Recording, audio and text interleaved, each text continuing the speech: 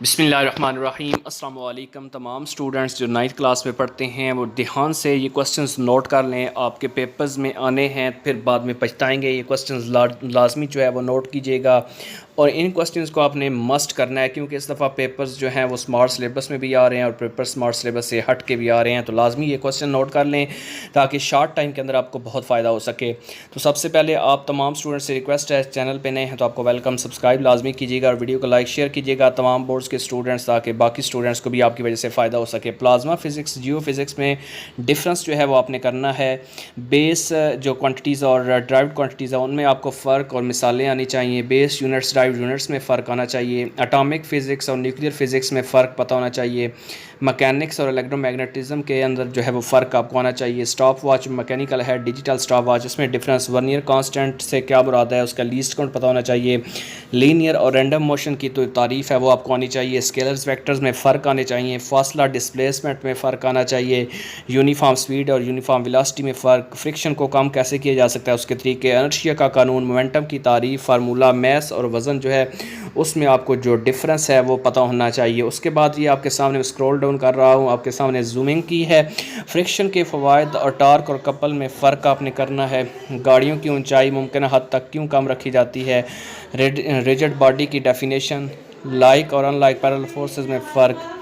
Movement से क्या मुराद है उसका असूल बयान करना है। रेजोल्यूशन ऑफ फोर्स जो है उसकी डेफिनेशन, उसके कंपोनेंट्स की तारीफ़ आनी चाहिए। अमूदी कंपोनेंट्स की तारीफ़ आनी चाहिए। Centre of mass, centre of gravity में फ़र्क है। न्यूट्रल इक्विलिब्रियम, मूवमेंट आर्म और एक्सिस ऑफ रोटेशन, तवाज़न और इक्विलिब्रियम की शराइत बयान करें। हिसाबी मसावात पता होनी चाहिए। हेड टू टेल रूल, क़याम पज़ीर इक्विलिब्रियम और गैर क़याम पज़ीर इक्विलिब्रियम में फ़र्क आपको आना चाहिए। ग्रेविटेशन का कानून, force of gravity, gravitational field की ताकत जो है वो क्या होती है। इस तरह काइनेटिक एनर्जी, पोटेंशियल एनर्जी में फ़र्क। फार्मूला, वर्क की तारीफ़ आनी चाहिए। फार्मूला और यूनिट आने चाहिए। पावर से क्या मुराद है, फार्मूला और यूनिट। सिस्टम इंटरनेशनल में वर्क या एनर्जी का यूनिट ये आपको पता होना चाहिए। एनर्जी की डेफिनेशन और उसके सोर्सेज पता होने चाहिए। उसके बाद ये आपको सामने जो है नेक्स्ट है कि किसी पैमाइश में अहम हिस्से क्या होते हैं। अहम हिस्सों के लिए मददगार असूल लिखें। फ़िज़िक्स की जो डेफिनेशन है वो आपको आनी चाहिए।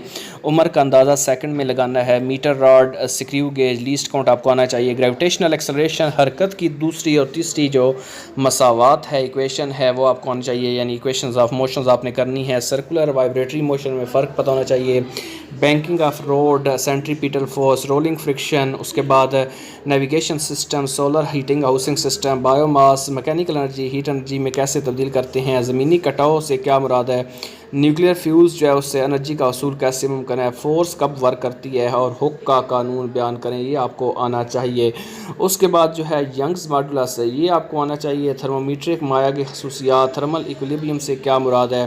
क्लिनिकल थर्मामीटर किस काम के आता है, उसकी रेंज क्या होती है। थर्मामीटर के अपर और लोअर फिक्स पॉइंट जो हैं वो क्या होते हैं। मेटल्स हरारत की अच्छी कंडक्टर होती है, क्यों होती है। गैसेस में कंडक्शन का अमल क्यों नहीं होता।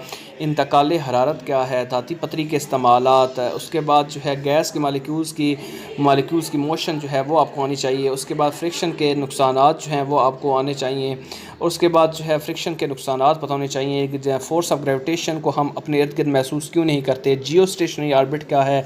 ये क्वेश्चंस आपने मस्ट करने हैं। इंशाल्लाह इसको करने से आप 110% जो है वो ज़रूर कामयाब होंगे। अल्लाह ताला तमाम देखने वाले व्यूअर्स को हमेशा कामयाब करे। खुश रहें, आबाद रहें, दुआ में ज़रूर याद रखिएगा।